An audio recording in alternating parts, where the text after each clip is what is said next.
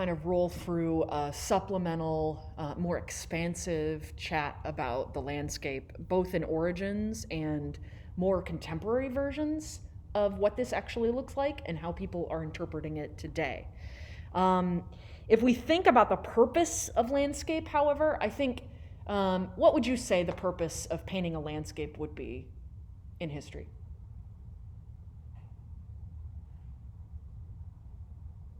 Pleasure? To be perfectly, I think, honest, I think it really was a combination of factors. One being the depiction of one's wealth, one's personal wealth, um, being a property owner, right?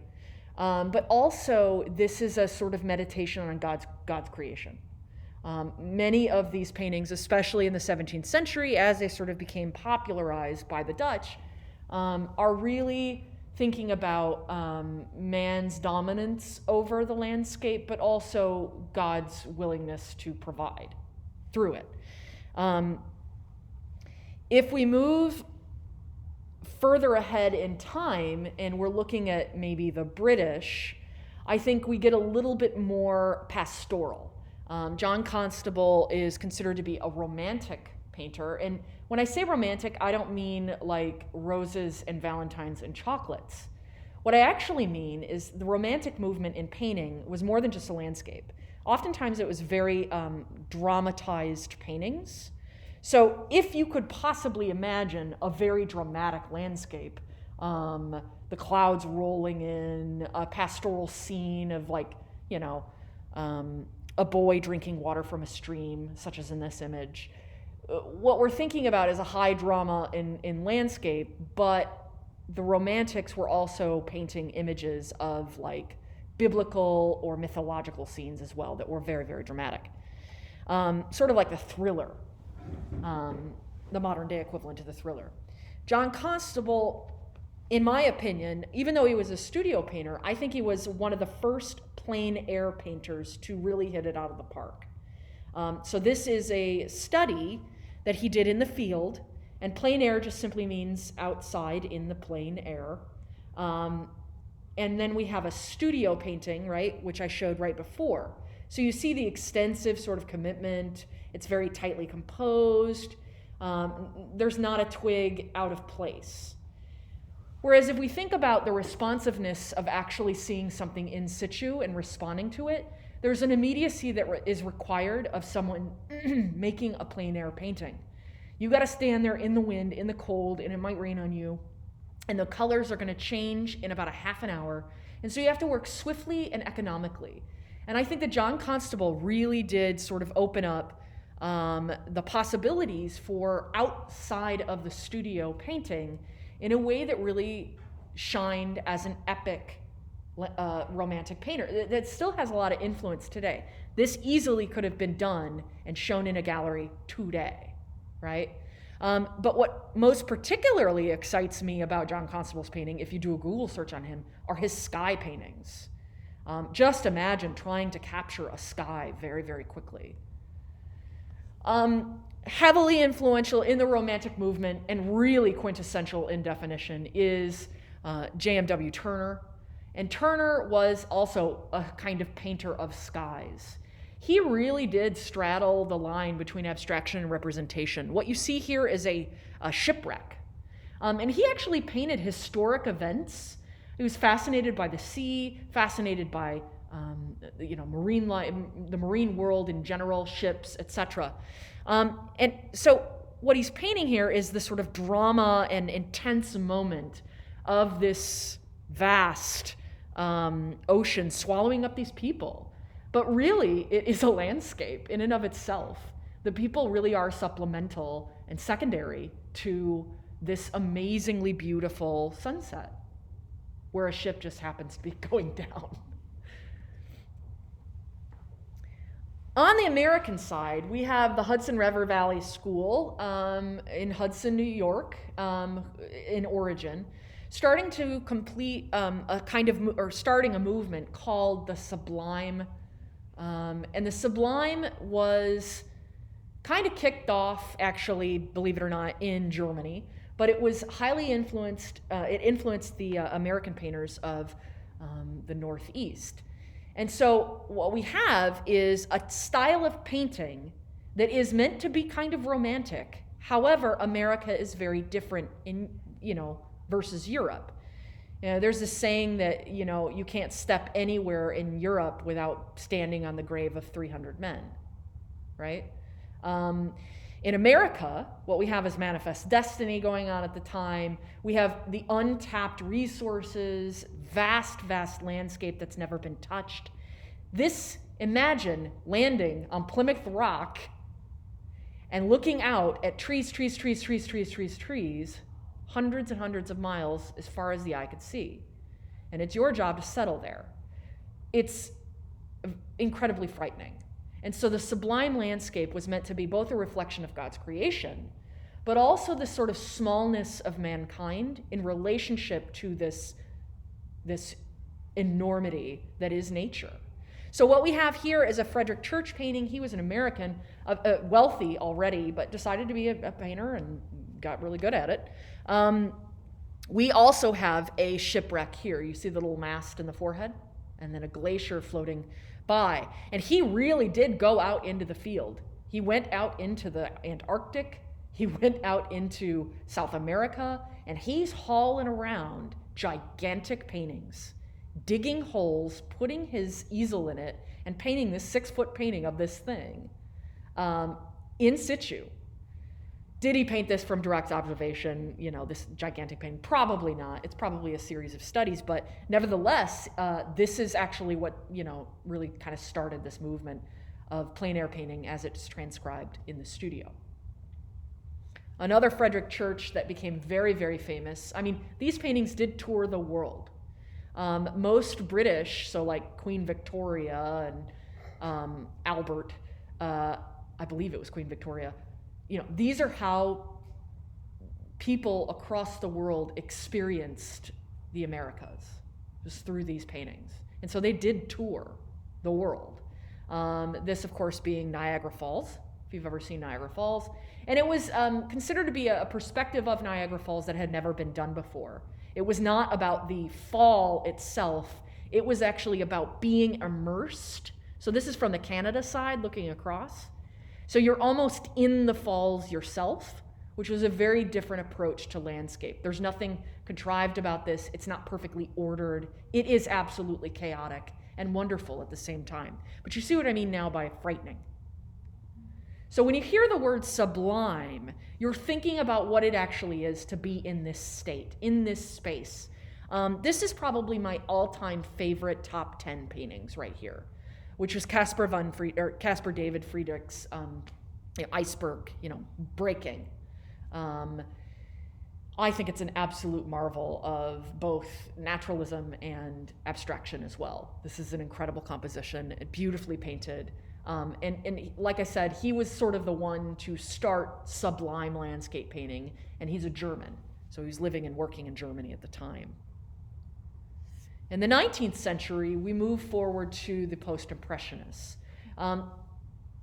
Every single painting in the West before about 1830 or so was completed using the grisaille method. So that early painting that we did of the pear, and glazing.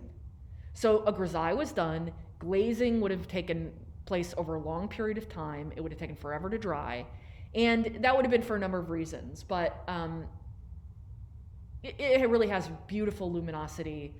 It's also very affordable because it's easy. It's not easier. It's cheaper to glaze than it is just to squeeze a ton of paint on your canvas.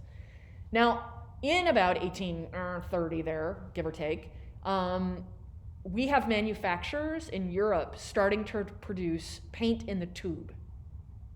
And I actually would make an argument that paint in the tube was the reason the Impressionists started to work in the way that they did, which was mostly plein air.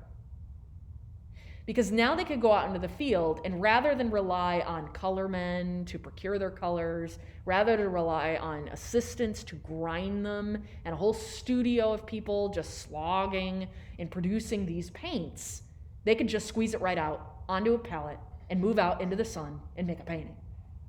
And so it also changed the painting style itself. You no longer, even though it was still going on, especially in the Academy, you no longer see the most forward-looking painters making grisaille paintings anymore. They make direct paintings like you are probably very familiar with now. So you have people like Vincent van Gogh. If you see a Vincent van Gogh painting, or Van Gogh, that's actually the correct pronunciation, but I won't say it because I sound ridiculous. But if you see a Vincent van Gogh in person, it can stick off of the canvas about an inch. It literally looks like he took his tube of paint and squeezed it onto the surface. And essentially, I think he approaches laying on the paint like he's making a drawing. These are just simply lines, one thicker, one thinner than the other. Here we have an early Monet, and notice the spelling, M-O-N-E-T, Monet. I think, Monet was obviously trained in naturalism, and even though we see a lot of sort of stylistic voices in the Impressionist movement, everybody sort of develops their own style. You can just differentiate a Van Gogh from a Monet or a Manet, really anybody, Toulouse-Lautrec, right? You know who you're looking at based on the style. Even though that really was the point in which that really started, all of them were pretty classically trained. So here's an early Monet painting that I wouldn't say automatically looks like a Monet. Another Van Gogh or Van Gogh. You see what I mean by the lines here. And Paul Cézanne, we talked a little bit about him in that other lecture. He also repeated the motif again and again and again. He painted from his backyard, well, he painted everywhere, all throughout Provence, but he painted from his backyard Mount Sainte-Victoire. And Mount Sainte-Victoire was sort of a source of inspiration for him for many, many, many years. He painted it in different ways every single time, but he revisited it and revisited it and revisited it. And here we see the beginnings of a body of work that we can call a series, which is a devotion to a subject, but the sort of different approach every single time. He did that with apples as well. Andrew Wyeth, an American, primarily a watercolorist, painted the landscape of his own surroundings. I think rural Vermont or Maine maybe. Very famous American painter who primarily specialized in watercolor using a dry brush technique, which basically means you squeeze the watercolor on your palette and you kind of use it like oil paint directly. So you're not using a lot of water with it in order to create them. So he's literally painting every single blade of grass. They're very moody. John Singer Sargent, another American 19th century painter. I'm kind of going back and forth in time here. Wyeth is much more like the 1950s, 60s, 70s. John Singer Sargent is the 1800s. And I think he's probably one of the most facile painters to ever live in history, meaning it just seems easy for him. He just moves it around in such a way that is remarkably masterful.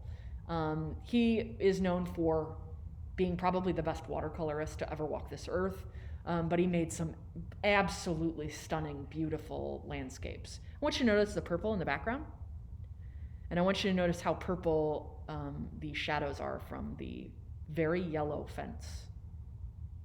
So if you're actually looking for white in this image, you won't find it. So in terms of a colorist, being outside really does teach you to see and anticipate color in such a way that, working from photography really doesn't. Fairfield Porter worked in the 50s, 60s, 70s. He was primarily an art critic, and actually talked a lot about and really did sort of celebrate the abstract expressionist movement, like Jackson Pollock. However, he was a painter, and believe it or not, a very influential painter down the line. So maybe when he was painting, he wasn't as influential as he is now. So he was one of the people who actually carried on the tradition of painting from direct observation in a figurative sense, so representational imagery. He primarily was a kind of WASP painter, like white Anglo-Saxon Protestant WASP. He really did paint like sort of, gentried New England folk who own some property and have a lot of spare time, and people who say, I summer in the north, right, with their teeth clenched. But what he did is he really did embody the kind of painting that really allows for an extension of what the expressive painters did in the 19th century, what Monet did, except he pared it down even more. So they're very beautiful in their sort of reductiveness, right? They're very, very economical. More Fairfield Porter. He's a painter's painter. Believe it or not, most painters love him. I've never heard someone talk poop about Fairfield Porter. And you'll see his influence again and again. Lesser known painters still working today, Tim Kennedy. He lives in, I believe, Indiana with his wife, Eve Mansdorf. Here are some of his landscapes from the neighborhood and from the lake, the Great Lakes. Yes, beaches in the middle of the country. I grew up on the beach. No kidding, Lake Michigan. Another beach scene. And another. I want you to really kind of think about what I was talking about with Fairfield Porter. You see the influence. Very economical. If it's a few lines or a few strokes that define it, you end it there. You don't get fussy. More Tim Kennedy. A living painter who works entirely with mostly acrylic these days, and a long 6 to 8 inch trowel palette knife is a guy named Stuart Shills. And Stuart Shills is a traditional landscape, more like a cityscape painter. And he really wants to focus on atmosphere and structure, right? The structure of making a composition stack, but also making the airspace inhabit the painting. Does that make sense? Airspace. So a lovely little painting he did, and these are all from direct observation, standing there making these paintings. I really love this one. And just imagine, he's painting with a 6-inch trowel, not a brush. And these are acrylics. Acrylics are really hard. This is another one of his. Acrylics are hard because they don't dry the same color you're mixing. They actually dry darker. And they often just look like simple plastic because that's what they are. So they don't have the kind of luminosity. You can't do as many things, although people are figuring it out. You can't do as many things with acrylic in the same way you can with oil. But you can do wonderful things, obviously, as you see here with it. You all know Edward Hopper, you know the Nighthawks, right? I actually consider Edward Hopper to be a cityscape artist. Even though there might be 1 or 2 people in them, they are the loneliest paintings ever made. They really are people in cityscapes, alone in their thoughts. They might be in a crowd, but for the most part, they are alone in that crowd. I think they very much are sort of indicative of the American modern man. And when I say man, I just mean sort of, personhood. And I really do think they are an investigation of the corruption of, the workday and capitalism and the cityscape and the concrete jungle that is not God's creation. He's also thinking about structure. He's not thinking about atmosphere in the same way as Stuart Shills, but he very much is thinking about how to create an interesting composition relating to space and color. Neil Welliver is a Maine painter from Maine. He will literally truck out into the middle of nowhere, like bears will kill you here, truck out there, crawl under. As an old man, he did this. He'd crawl under things to get out to this one particular place.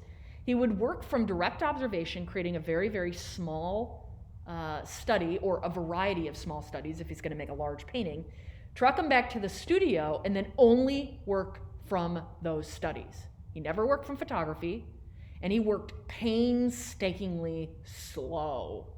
So he would actually combine the drawing. He would make this really, really elaborate drawing, and then he would use the traditional method of the cartoon, which would mean he would take this large, large piece of paper that he had done a drawing on. He would take one of those seamstresses, use it to cut fabric, and it pokes holes. You roll it across the fabric, and it pokes tiny little holes, pop, pop, pop, pop, pop. He will poke tiny little holes over that drawing, and then he'll pounce charcoal over it in order to transfer it. I mean, the man is old school. We have in Arkansas a piece of his at the Crystal Bridges Museum out in Bentonville, and it is to die for. More Neil Welliver. So just recently dead, pretty much. Tyshawn Scherenberg, he's working today. He's actually one of the jurors or hosts of Britain's Portrait Artist of the Week.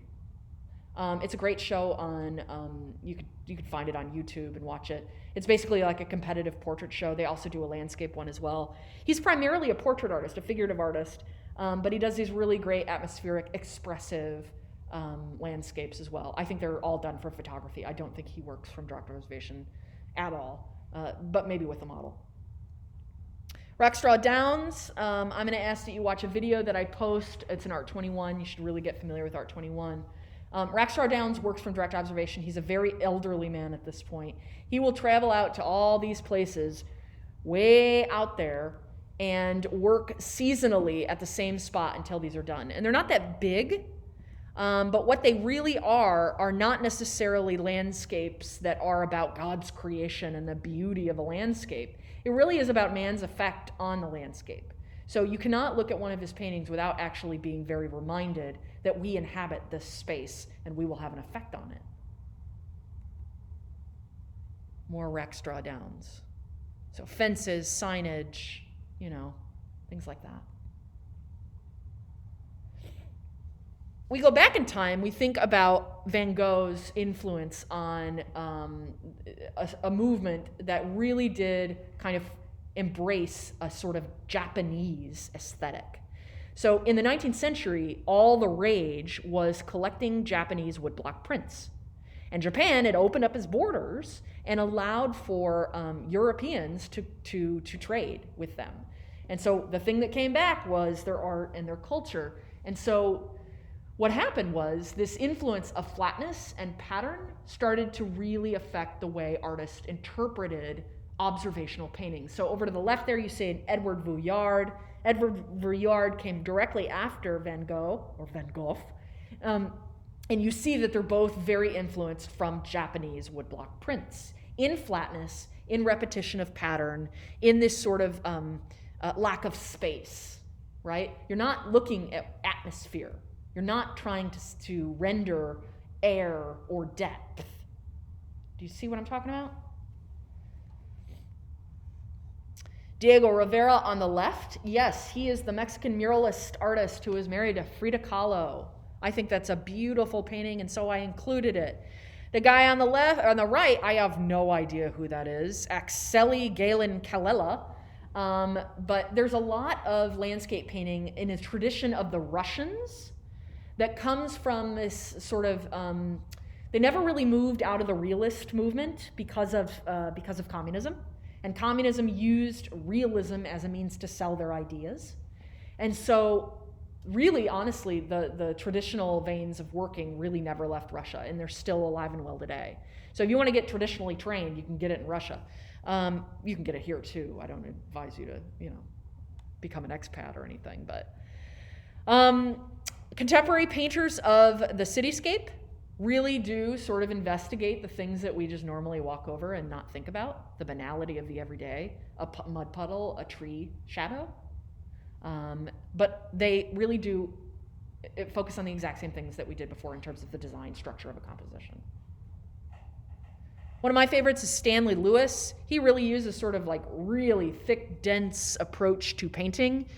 He will paint in little blocks, sort of, and it builds and builds and builds and becomes very boogery and very, caked on, and very much about the quality of the paint itself. I don't know whose that is. I think I can't remember, sorry. And now I'm showing you images from what's called the Jerusalem Studio School. And there's a guy who is a New Yorker named Israel Hirschberg. He's still alive and working today. And he decided to emigrate to Jerusalem. Lots of Jews do that. And opened up this school, this traditional atelier, mostly with his direction, but also his wife. And basically opened up an atelier, like a traditional work under this artist atelier. And so you can go there and you can work with him. Gentiles can too, doesn't matter. And they spend every single summer in Civita, Italy. Every single summer working in Civita. All of the paintings are very beautiful. However, all three of these paintings are completed by somebody different from one to the next. So the thing that I'm showing you here is a kind of approach to painting in a traditional fashion that you will work under a master, but your work will not look terribly different than that master. And I'm not going to lie to you, there have been a handful of artists who've come out of his school that have been very successful and have developed their own voice. But that is the difference between the kind of educational system that you will have in a liberal arts environment versus an atelier. So you see the two different sort of methodologies there. You're going to, it's very much about sort of forming you as an individual, nurturing your personal voice in a liberal arts environment and style, to be real, versus a more mechanical approach to the nuts and bolts of making artwork. Another one from the Jerusalem Studio School. You see what I mean? They're sort of washed out. These are all tints, very, very low value scheme, not a broad value scheme. Another one. Very sort of milky, chalky. Very beautiful, very atmospheric. I have another Stanley Lewis that's out of order. Sorry. Now we move to more contemporary expressions. Here is Maureen Gallus. She has a show up right now in New York. She makes these tiny little paintings. They are incredibly economical, much in the same vein as Fairfield Porter, except even more so. They're very slick, very watery, and they go for a lot of money, like $30,000 to $50,000 for like a 16 by 20. When people see her work, they get very angry because it seems incredibly facile and it seems like there's no effort or energy into it. But they really kind of are sort of, I can't tell you why they're so expensive, but I can tell you that, if you believe in yourself and you want to be a painter, there are always ways, because there's a market for everything. I don't particularly love her work, although I do appreciate the sort of design sensibility of them. Anselm Kiefer is working today, and I think he's probably the most important living landscape painter. He was born right after World War II in Germany, and he creates epic, monumental paintings, enormous, of the landscape, using materials like glass, tar, dung, rope, oil, all sorts of things that make it an absolute nightmare for archivists and the museum handlers. Absolutely a nightmare. His work, though, is very much about post-World War II guilt. He's a German, born in Germany right after the Holocaust, really making dark paintings about what we leave behind. These are very much about excavation. These are very much about architectural structures that have been abandoned. This is very much about how the earth will always win in terms of our accomplishments. Nothing we can do will ever be able to compete with what the earth can do to us. Peter Doig, much brighter, very influenced by the 19th century folks like Edward Vuillard and the Japanese printmakers. Huge paintings of kind of made-up landscapes. Here's another. Enormous. These are very, very large paintings. David Schnell is one of my favorites. He makes kind of invented landscapes using a lot of perspective. Sometimes the trees become buildings and the buildings become trees.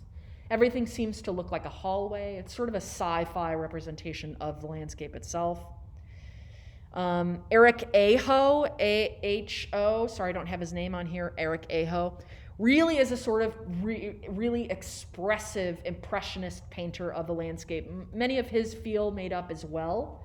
His are fairly large. You can find quite a lot on him online. Things on fire, ice blocks, that seems to be what he's very interested in.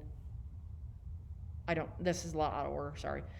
Christina Schertz, very unfortunate last name. Also making made-up landscapes of sort of abandoned structures, things that you would see maybe, after global warming. More David Schnell. And then we'll end on Bob Ross. We cannot have an entire section on the landscape without thinking about Bob Ross. And here's the thing. In thinking about Bob Ross, we have to define the word kitsch. I will not in any way poop on Bob Ross during this lecture. However, we do need to kind of cover the meaning of what kitsch is. Kitsch is probably a term you've all heard and maybe not really known. It is a pejorative term. It is a negative term to apply to someone. So let's read this quickly. It's a form of art that's considered an inferior, tasteless copy of an extant style of art or a worthless imitation of art of recognized value. The concept is associated with the deliberate use of elements that may be thought of as cultural icons while making cheap, mass-produced objects that are unoriginal.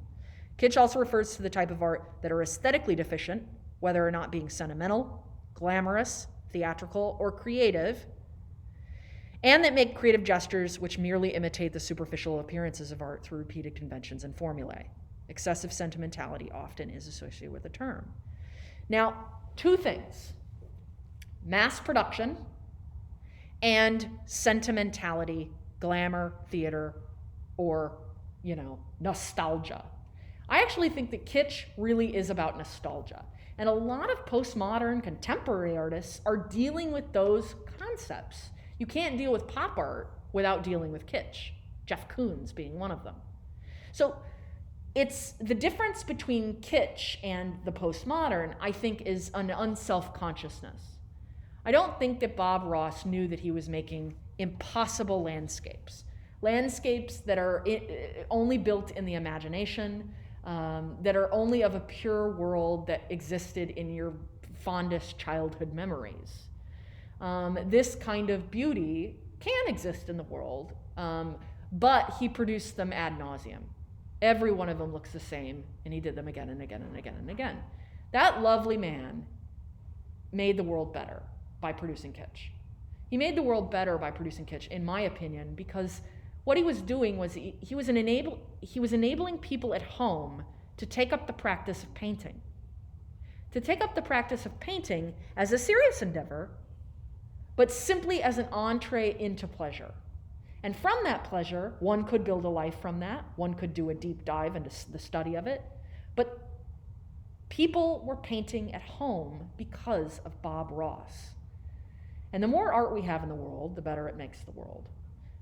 So I actually, I don't dismiss Bob Ross. I think that Bob Ross was a very talented painter. Do I think that he will be remembered in the canon of art history? Maybe not. But he will definitely be remembered in the canon of business art history in terms of changing the world. Because he did something that many, many, many, if you're on YouTube, many, many, many, many people do now today. So we'll end on